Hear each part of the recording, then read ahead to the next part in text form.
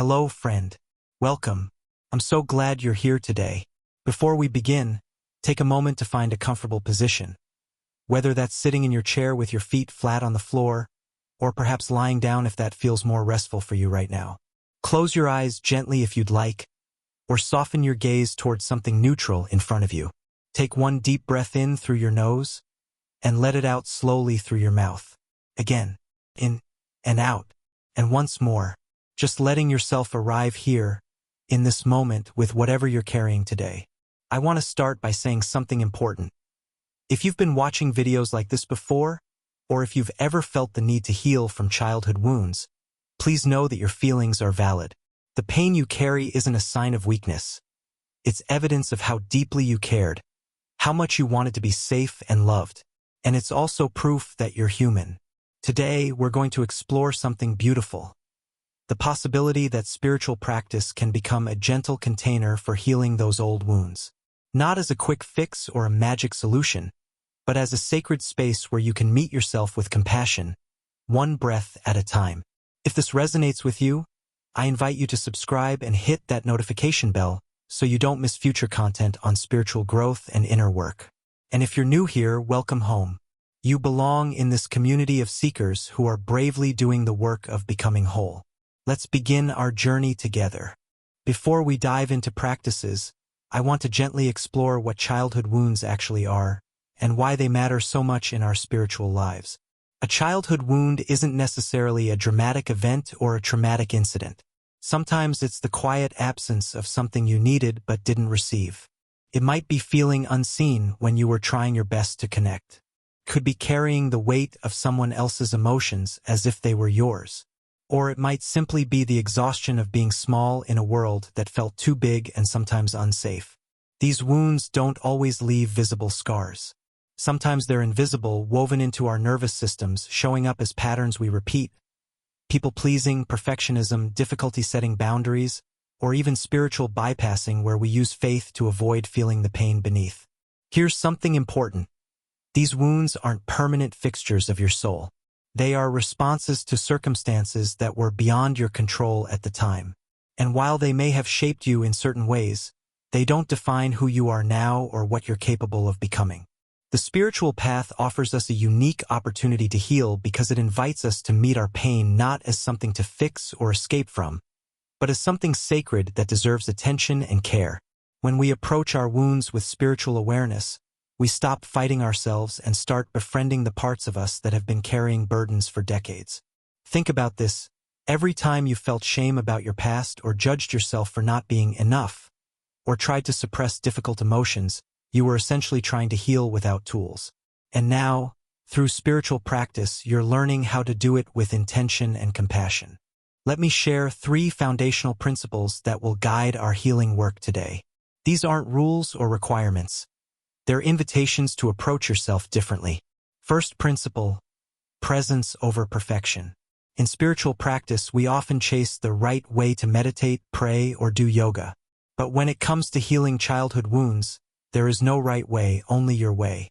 If you miss a meditation session, if you feel resistance during a visualization exercise, if tears come unexpectedly, that's not failure. That's part of the process. Your nervous system is learning safety in new ways, and that takes time. Second principle, witnessing without fixing. One of the most powerful spiritual practices for healing wounds is simply witnessing your experience without trying to change it immediately. When you notice a memory surfacing or an emotion arising or a pattern repeating, you don't have to solve anything right now. You can just be present with what's happening. This witnessing creates space between you and your pain, allowing you to see yourself as the observer of your experience rather than being completely identified with it. Third principle, sacred repetition. Healing isn't linear. Some days will feel like breakthroughs. Other days may feel like stepping backward. The spiritual practice that serves us most is showing up consistently, even when we don't feel inspired, even when old wounds seem to reopen. This consistency builds what I call spiritual muscle, the capacity to hold your own pain with gentleness over time. These principles aren't about achieving some enlightened state where you're free from all suffering. They're about building a relationship with yourself that's rooted in presence rather than performance, witnessing rather than fixing, and showing up rather than waiting for the right conditions. Let me guide you through our first practice together. This is called the sacred pause, and it's designed to help you create space between your automatic reactions and your conscious choices, especially when old wounds begin to surface. Find a comfortable position again, whether sitting or lying down. Let your body settle into whatever support it has right now. Soften your jaw, release tension from your shoulders. Let your hands rest gently wherever they feel most natural. Now, I want you to bring awareness to your breath, not trying to change it at all, just noticing the natural rhythm of inhaling and exhaling. Feel the air moving in through your nose, filling your lungs, and flowing out again. Just for a few moments, let yourself simply be with this basic life process that's happening right now. When you're ready, I want you to silently repeat these words with me. I am here. This moment is enough. Say it slowly, letting each word land in your body. Feel the weight of those words, not as a command or an expectation, but as a gentle reminder that you don't have to go anywhere or become anyone right now. Now, I want you to imagine placing one hand over your heart center. This is where we often carry our old wounds, the places where we felt unseen, unheard, or unsafe. As you rest your hand there, notice any sensations: warmth, tension, heaviness, or perhaps nothing at all. All of these are welcome. With each breath in, imagine breathing into that space around your heart. With each breath out, imagine releasing whatever doesn't need to be held right now. You don't have to heal everything today. You just have to be present with what's here. Let me guide you through a visualization. Picture a soft, golden light surrounding your body, not forcing it in, but allowing it to gather naturally around you like a protective cocoon. This light represents the sacredness of your own presence. It reminds you that even when you feel broken or wounded, there is something holy about simply being alive and breathing. Stay with this for as long as feels comfortable, maybe 3 minutes, maybe 5. There's no rush. The sacred pause isn't about achieving anything. It's about creating a moment where you can remember who you are beneath all the stories and wounds. A being worthy of love exactly as you are right now. When you're ready to come back, gently bring your awareness back to the room around you. Notice any sounds, sensations, or thoughts that have arisen. There's nothing wrong with whatever you notice, just acknowledgement and returning to your breath. Our second practice is called the inner child dialogue. This isn't about reliving painful memories or trying to fix the past. It's about creating a new relationship with the younger parts of yourself that are still present in your body and nervous system today. Many people carry an inner child who feels small, scared, or abandoned.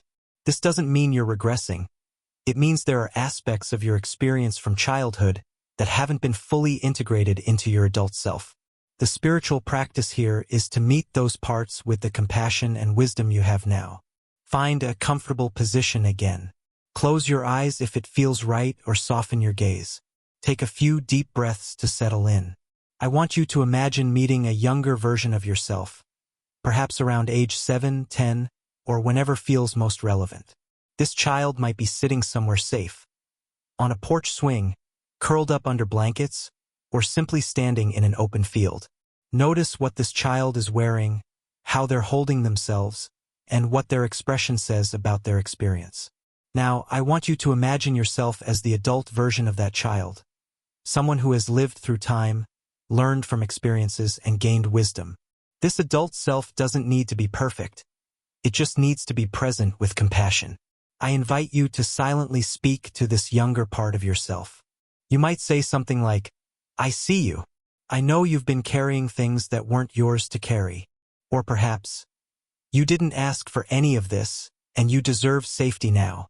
There's no right words, just whatever feels true from your heart in this moment. After speaking, imagine the adult self sitting beside or near the child, not fixing anything, not rushing them, but simply being present with witness and love. Notice what happens. Does the younger part relax? Do they feel seen for the first time? Or perhaps nothing changes at all, and that's okay too. Sometimes just being witnessed is enough. Let this dialogue continue as long as feels meaningful, maybe 3 to 5 minutes. You can speak, listen, or simply sit in silence together. The goal isn't resolution, it's connection. When you're ready to come back, gently bring your awareness back to the present moment. Notice how your body feels now compared to when we began this practice. There might be a subtle shift, a softening, a release of tension, or simply a sense that something has been acknowledged. Our third practice is the forgiveness meditation. I want to be very clear about what this isn't. It's not about excusing harmful behavior, forgetting pain, or pretending everything was okay. It's about releasing the hold that resentment has on your present moment and allowing yourself to move forward with freedom. Resentment toward childhood wounds often keeps us stuck in a loop of re-experiencing pain without resolution. Forgiveness isn't about changing what happened. It's about choosing not to let it continue to define you now. Find a comfortable position again. Close your eyes if that feels right, or soften your gaze. Take several deep breaths to settle into the present moment. I want you to bring to mind someone who may have contributed to your childhood wounds. This could be a parent, caregiver, sibling, teacher, or anyone else. Notice what comes up. Anger, sadness, confusion, longing for something different. All of these feelings are valid and welcome. Now, I invite you to imagine this person not as they were in the past, but as someone who was also wounded by their own experiences. This doesn't excuse anything. They may have caused real pain, but it helps us see that people often act from their own limitations rather than malice alone. I want you to silently offer forgiveness, not for what happened, but for yourself. You might say, I forgive myself for carrying this burden so long. Or, I release the need to hold onto this pain as my identity. There's no right words, just whatever feels true from your heart. Imagine a soft light surrounding you and this person, not erasing anything but creating space for healing to begin. This light represents the possibility that both of you are worthy of peace now. Let this meditation continue as long as feels meaningful, maybe 3 to 5 minutes. You can offer forgiveness, witness what arises, or simply sit in silence with whatever needs to be released. When you're ready to come back, gently bring your awareness back to the present moment. Notice any shifts in how you feel toward yourself and others. Forgiveness isn't a one-time event. It's an ongoing practice of choosing freedom over being held captive by the past. As we come to the end of our time together today, I want to share how you can integrate these practices into your daily spiritual life. Healing childhood wounds isn't something that happens in one session. It's a lifelong journey of returning to yourself with compassion. Here are some simple ways to weave this work into your day. Morning intention. Before starting your day, take 3 conscious breaths and set an intention like, I will meet myself with kindness today, or I will notice when old wounds arise without reacting automatically. Sacred moments throughout the day. Set reminders on your phone for brief sacred pauses. Just 30 seconds of bringing awareness to your breath and reminding yourself that you're safe in this moment. Evening reflection. Before sleep, spend a few minutes journaling or simply sitting with gratitude for one thing you learned about yourself today.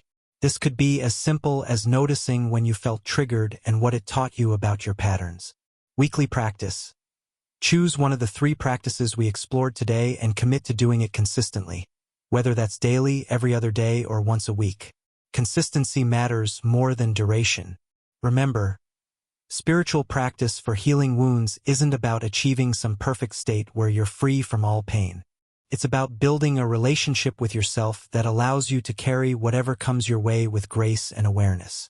The most important spiritual practice of all is showing up for yourself, day after day, even when it feels difficult, even when old wounds seem to reopen, especially then, because in those moments you're not just healing, you're embodying the very thing that childhood wounds often made you doubt, your own worthiness of love and safety. As we close today's session, I want to offer you a blessing that I hope will accompany you on this healing journey. May you meet yourself with the same compassion you would offer a dear friend. May you remember that your worth is not earned through perfection or productivity. It simply exists because you exist. May you find safety in your own presence, breath by breath, moment by moment. And may you know that every time you choose kindness over judgment toward yourself, You are rewriting the story of who you believe you deserve to be. Thank you for being here today, for showing up with an open heart and a willingness to explore this sacred work. If this content resonated with you, I'd be honored if you shared it with someone who might benefit from hearing these words. And please remember, healing is not linear, and there's no shame in taking time when you need it. You are worthy of love exactly as you are right now, not because of what you've achieved or how well you're doing your spiritual practice, but simply because you are alive and breathing and here. Take one more deep breath in through your nose, and let it out slowly through your mouth. Again, in and out, and once more, just letting yourself arrive home to this moment, to this body, to this life. When you're ready, gently open your eyes if they were closed. Notice where you are right now, what sounds you hear, what sensations you feel in your body. You've done enough today. You've shown up for yourself, and that is sacred work. Thank you for being here. I'm grateful to have walked this path with you today. Until next time, may you meet yourself with grace.